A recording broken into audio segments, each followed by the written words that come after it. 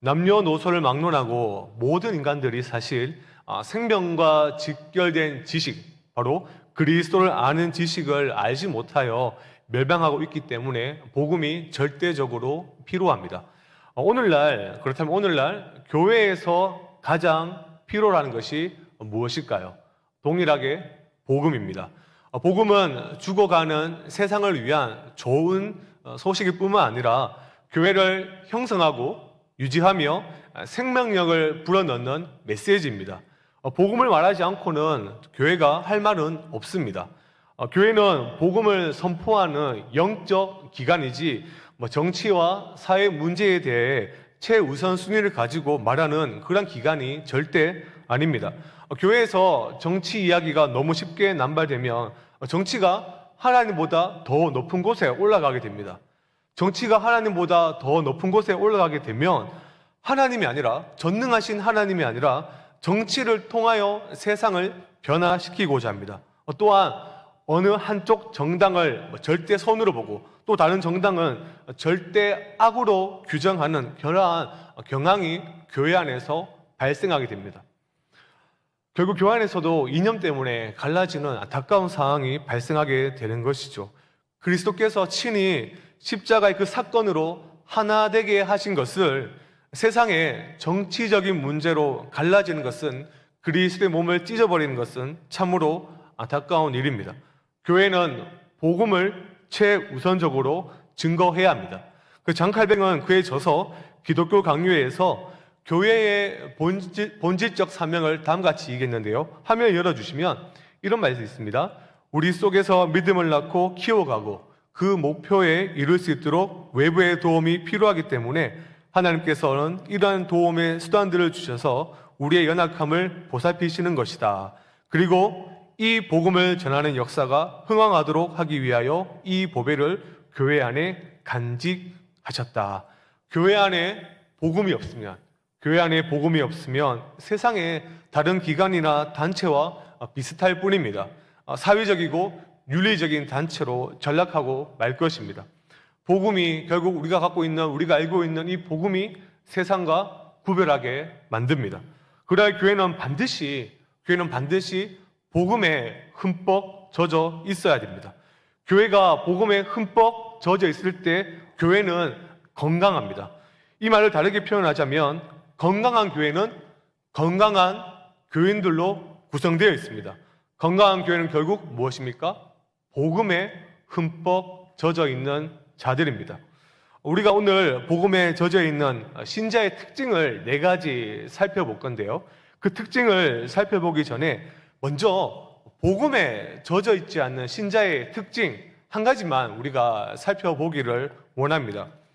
제가 질문 한 가지를 드리겠습니다. 속으로 한번 생각해 보십시오. 사탄이 만약에 한 도시를 완전히 장악하면 어떠한 모습일까요? 사탄이 한 도시를 완전히 장악하면 그 도시는 어떠한 도시일까? 다음 화면 열어주시면 마이클 호튼이라는 신학자가 이렇게 답을 했는데요. 교회는 매주일 문전성시를 이룰 것이다. 그러나 교회에서는 그리스도가 선포되지 않을 것이다. 그리스도가 선포되지 않는다라는 이 말은 결국 복음이 선포되지 않는다라는 말입니다. 그렇습니다. 복음이 없는 교회는 사탄이 만들려고 하는 교회입니다. 복음이 선포되지 않는 교회는 복음에 젖어 있지 않는 그러한 신자를 결국 만들게 합니다. 그런 신자만 교회에 존재하게 됩니다. 복음이 선포되지 않는 교회는 여러분 참된 교회가 아닙니다. 교회의 표지가 무엇입니까? 바로 복음의 증거입니다. 바른 말씀입니다. 참된 교회는 반드시 복음이 있어야 됩니다. 참된 복음이 실종된 교회, 즉 복음에 흠뻑 젖어 있지 않은 신자에게 나타나는 특징이 있는데요. 오늘 한 가지만 살펴보자면 바로 율법주의적 신앙의 형태입니다. 율법주의적 신앙의 형태. 이 율법주의적 신앙의 형태에 대해서 김형익이라는 목사님께서 아주 재미있게 표현을 하셨는데요. 제가 그 이야기를 그대로 가져와 봤습니다. 교회 안에 두 가상의 인물을 먼저 설정해 보겠습니다. 먼저 A라는 장로님이 있습니다. 성실함은 A 장로님의 트레이드 마크입니다. 그는 사회에서도 열심히 정말 성실하게 일해서 어느 정도의 성취를 사회에서도 이루었습니다. 그는 다소 엄격하고 의지가 강하긴 했지만 분명히 내가 한다면 한다는 그러한 사람이었습니다. 그러니 주일 성수는 기본이고 교회에서 가정예배를 시키니까 가정예배도 너무나 잘 들었습니다. 또한 이 장로님은 비가 오나 눈이 오나 새벽 기도에 빠진 날이 단 한 번도 없었습니다. 교회 봉사도 철저하게 너무나 잘했습니다. 이 A 장로님은 이러한 자신의 모습에 너무나 좋아하고 또 너무나 상당히 만족해 나갔습니다. 복음이 주는 그러한 기쁨보다 장로님은 슬프게도 자신의 내면에서 복음을 아는 지식에 충만하지 못하고 복음이 주는 기쁨과 은혜를 거의 누리지 못하고 그저 자기가 행하는 어떠한 것에서 만족감과 기대감, 또 그것에 대해서 성취감을 누리고 있었습니다. 쉽게 말해서 복음에 젖어 있는 신앙의 모습은 절대 아니었습니다. 또한 사람의 가상 인물이 있습니다. B라는 집사인데요. B 집사는 A라는 장로와 다릅니다. 완전히 반대로서 의지가 굉장히 약합니다. 그의 직장 생활은 그리 안정적이지도 않습니다. 교회에서 집사 직분을 받기는 했지만 교회를 시작했다가 제대로 마친 기억이 없습니다. 그래도 분명한 한 가지 사실은 있습니다. 청년 때의 은혜를 경험했다는 것입니다. 마음속에는 정말 교회와 하나님을 향한 사랑이 있었습니다. 매주일 말씀을 듣고 기도할 때 내가 정말 이제는 똑바로 살아야 되겠다라는 그러한 신앙의 열정이 불타오릅니다. 그러나 집에 돌아가면 월요일이 시작하면 그 모든 열정이 다 하루아침에 사라집니다. 이 B 집사님은 매일 A 장로님이 부러웠습니다. 왜 자신은 그렇게 의지가 빈약한지 자신을 늘 불만, 불평, 또한 번번이 넘어지고 무너지기를 거듭 반복했습니다. 우리가 방금 제가 이렇게 말했던 것은 극화된 가상의 인물인데요. 그런데 교회 안에는 분명히 이 A 장로와 B 집사의 범주에 들어갈 수 있는 사람들이 적지 않습니다. 보통 교회에서는 A라는 이 장로님을 굉장히 신앙이 좋다라고 평가할 것입니다. B 집사는 그렇지 않다라고 다들 생각하실 것입니다. 그런데 여러분, 이 판단은 사실 신앙과 의지를 혼동한 것입니다. 의지는 여러분 신앙으로 둔갑하기가 참으로 쉽습니다. 의지가 강하면 신앙도 좋아질 수가 있을까요? 신앙생활의 관건은 의지력의 발휘일까요? 하나님은 죄인을 당신의 은혜로 인하여 믿음으로 말미암아 구원하셨다라고 얘기하는데요. 에베소서 2장 8절의 말씀을 함께 읽어보겠습니다. 시작. 너희는 그 은혜에 의하여 이것은 너희에게서 난 것이 아니요 하나님의 말씀은 지금 이렇게 얘기합니다. 의지로 말미암아 구원을 받은 것이 아니다라고 이야기하고 있습니다. 의지가 반약해서 구원을 받지 못하는 일은 없고 또한 의지가 남달라서 구원을 받는 것도 아닙니다. 죄인을 구원하시는 것은 절대 의지가 아닙니다. 그럼에도 불구하고 우리는 너무나 교회 안에서 믿음과 의지를 혼동할 때가 많습니다. 기독교 신앙의 가장 근본적인 개념이 무엇입니까? 은혜입니다. 은혜가 모든 것의 답입니다. 은혜의 사전적인 정의가 무엇입니까? 받을 만한 자격이 없는 자에게 주어지는 선물 혹은 호의랍니다. 죄인이 예수님을 믿을 때, 즉 성령으로 거듭날 때에 영적인 눈이 확 뜨입니다. 어두웠던 그 눈이 뜨이고 하나님의 무한한 은혜, 그리스도의 영광이 보입니다. 광채가 비추어집니다. 그때 이 죄인은 은혜를 알게 됩니다. 은혜를 경험하게 됩니다. 그리고 나서 복음에 흠뻑 젖게 되는 것이죠. 그런데 이 복음에 젖지 못한다면 결국 우리의 신앙의 형태는 율법주의적 형태로 흘러갑니다. 율법적인 모습을 정말 간단하게 정의해서 말씀드리자면 이렇게 행하면 살리라입니다. 이렇게만 행하면 살리라. 자기가 무엇인가를 성취할 수 있는 그 무엇인가에 의지하고 그것을 자랑하고 그렇게 사는 것, 그것이 바로 율법주의적 형태입니다. 복음과는 상관이 없는 그러한 삶을 사는 것이죠. 율법주의적 태도는 도덕적인 체계와 율법이 명령한 대로 사는 것입니다. 그러니 율법이 명령하는 그 모습만 되면 되는 것입니다. 그 모습만 그렇게 행하는 척하면 되는 것입니다. 만약에 10가지의 어떤 것을 요구한다면 10가지를 그냥 다 지키면 됩니다. 거기에서 그 사람은 만족감을 누리죠. 모든 것이 자신의 의지와 자신에게 달려있다라고 신앙생활하는 것이 무엇입니까? 율법주의적인 신앙인입니다. 조건적인 성격을 가지고 있죠. 이것은 사실 인간의 양심과 또한 본성에 너무나 잘 부합합니다. 왜요? 인간은 언제나 인과론을 선호합니다. 원인과 결과의 관계를 규명하는 이 이론을 인간은 누구나 다 좋아합니다.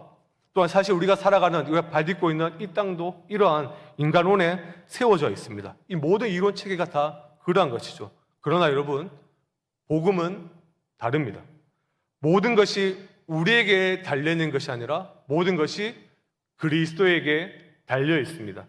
그것을 아는 것, 그것을 보는 것이 복음입니다. 복음은 그리스도께서 죄인을 위해서 모든 것을 다 행하셨다. 그러므로 우리는 의인이 되었다라는 것이 바로 복음입니다. 복음은 방금 말한 인간의 본성과 이 인간론, 바로 모든 양심을 거스릅니다. 복음은 왜냐하면 이란 이 조건부가 아니라 복음은 무엇 때문에 그러므로라는 형식입니다. 복음은 하나님이 무엇을 행하셨기 때문에 그 결과로 나에게 지금 어떠한 것이 주어졌다는 것입니다. 로마서 5장 1절이 이것을 잘 얘기하는데요. 말씀을 띄워주시면 우리 함께 읽겠습니다. 시작. 그러므로 우리가 믿음으로 의롭다 하심을 받았으니 우리 주 예수 그리스도로 말미암아 하나님과 화평을 누리자. 이 구절을 한번 주의해서 보십시오. 우리가 믿음으로 말미암아 의롭다 하심을 받았기 때문에, 그러므로 우리는 예수 그리스도와 함께 이제 무엇을 할 수 있습니까? 화평을 누릴 수가 있는 것입니다. 복음은 내 안에 원인이 없습니다. 복음은 근데 누군가에 의하여, 바로 그리스도께 의하여 어떠한 일이 우리에게 발생한 사건입니다. 그러니 복음에 흠뻑 젖어 있는 신자의 첫 번째 특징은 바로 그리스도께서 행하신 일, 바로 우리가 아는 복음에 주목하는 자들입니다. 하나님께서 행하신 사역, 그리스도께서 이 땅에 오셔서 행하신 그 일을 아는 것이 여러분 너무나 중요합니다. 복음을 가끔 오해하는 분들이 있는데요. 복음을 그저 체험적으로, 내 감정으로 느끼려는 분들이 있습니다. 물론 복음은 실제적인 경험이 있습니다. 왜요? 죄인 인간인 그리스도를 통하여 의로우신 하나님을 만나는 그런 경험적인 사건이 분명히 존재하기는 합니다. 그러나 복음에 흠뻑 젖어 있는 신자란 체험적인 것으로 그렇게 답을 규정할 수는 없습니다. 체험보다 그리스도께서 행하신 일, 그리스도 안에서 신자에게 일어난 일을 객관적인 지식을 통하여서 아는 것이 우선입니다. 이 객관적 지식이 없는 체험은 거짓된 체험일 확률이 굉장히 높습니다. 그러니 복음에 흠뻑 젖어 있는 신자의 특징이 무엇입니까?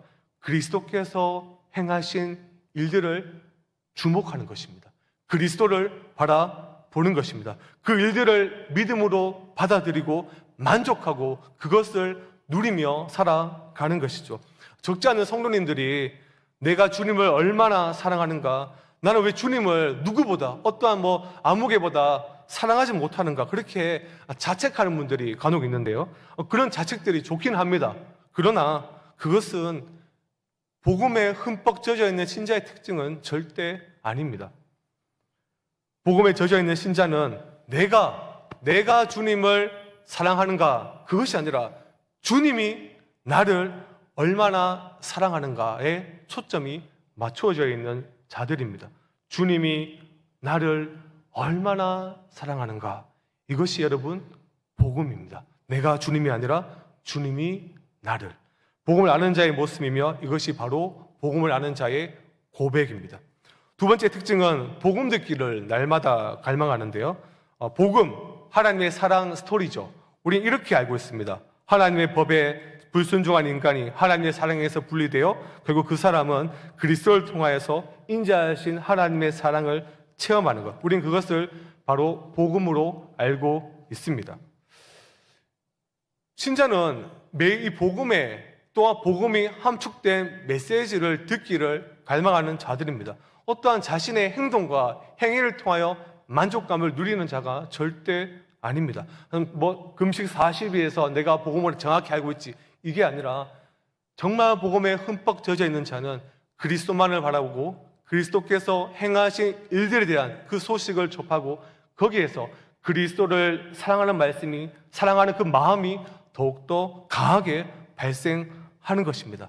복음에 젖어 있는 신자의 특징은 복음의 메시지에 언제나 주목합니다.